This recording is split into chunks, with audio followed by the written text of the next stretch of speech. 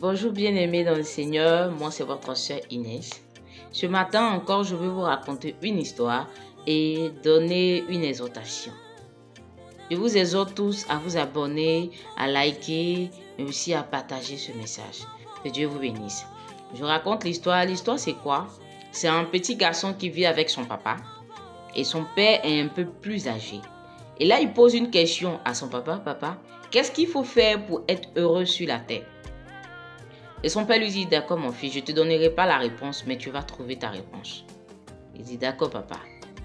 Et le matin, il prend son fils pour une balade en compagnie d'un chameau et il met son fils sur le chameau et lui il marche à côté de son fils.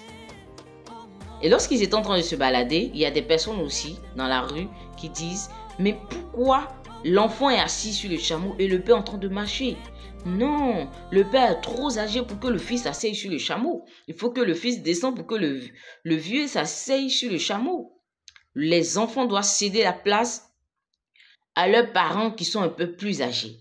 Vraiment, c'est vraiment pas gentil. Arrivé à la maison, le père demande au fils, est-ce que tu as compris ce que les gens ont dit? Il dit, oui papa, j'ai compris. Le jour suivant encore, et cette fois-ci, c'est le père qui se met sur le chameau et le fils en train de marcher.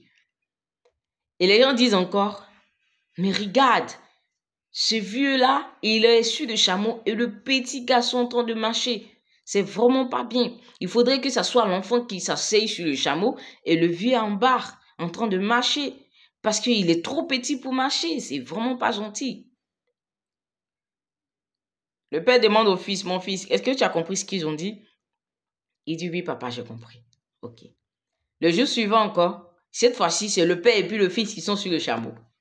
Et lorsqu'ils étaient en train de se balader, des gens disent encore, mais comment ils peuvent exagérer comme ça?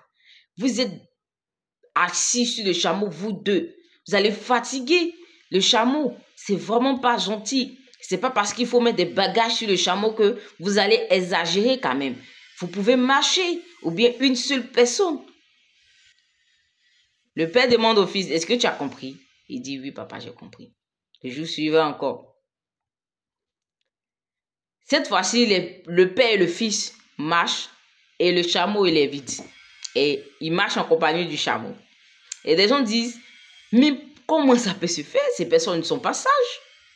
Comment ils peuvent marcher en compagnie d'un chameau? Pourtant, le chameau, il est fait pour s'asseoir dessus. Afin que le chameau vous accompagne ou vous emmène où vous voulez partir si vous n'arrivez pas à marcher. Mais vraiment, ces personnes ne sont pas sages. Hein? Ils marchent, le chameau est vide et puis ils marchent à terre. En tout cas, si c'est moi, j'allais m'asseoir sur le chameau. Hein? Le père demande au fils, mon fils, est-ce que tu as compris? Il dit, oui, papa, j'ai compris. Et son père lui dit, est-ce que tu as trouvé ta réponse?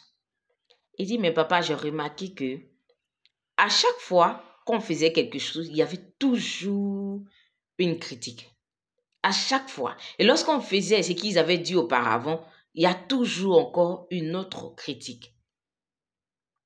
Et le père lui dit, ok mon fils, voici ta réponse. Lorsque tu fais quelque chose et que toi-même, tu n'es pas convaincu ou bien ça ne vient pas de toi et que tu le fais pour quelqu'un, il aura toujours quelque chose à dire. Tant que tu vis sur la terre, tout ce que tu feras, il y aura toujours des personnes qui vont parler, il y aura toujours des personnes qui vont critiquer. Parce que tout le monde n'a pas la même opinion que toi.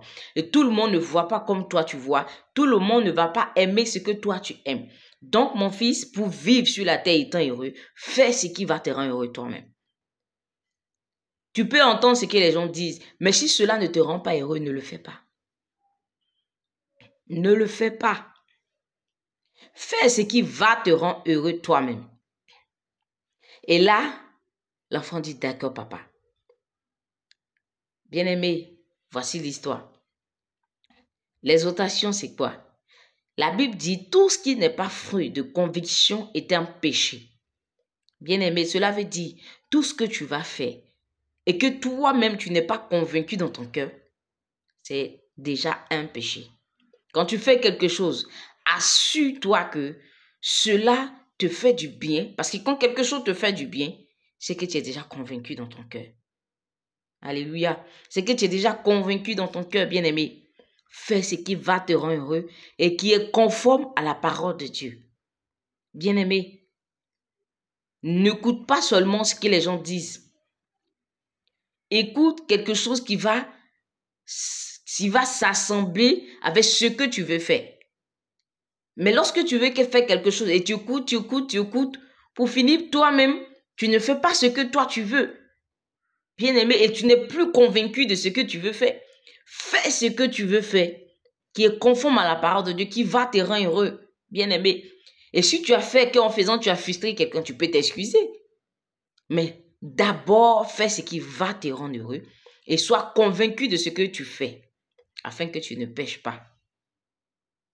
Bien-aimé, voici l'exhortation. Tu peux écouter, mais écoute plus la parole de Dieu. C'est la parole de Dieu qui édifie. C'est la parole de Dieu qui est la vérité. C'est la parole de Dieu qui peut t'orienter, qui peut t'emmener à prendre une bonne décision. Oui, tu peux entendre les conseils des gens. Tu peux entendre les avis des gens. Cela ne veut pas dire que ça s'arrête là. Non.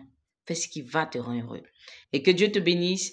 Que cette parole te fasse du bien et que la grâce de Dieu localise toute personne qui va écouter et aussi s'abonner aussi et liker la vidéo. Cela me fera encore plaisir. Que Dieu vous bénisse et que la grâce de l'Éternel soit avec vous. Bonne soirée à vous.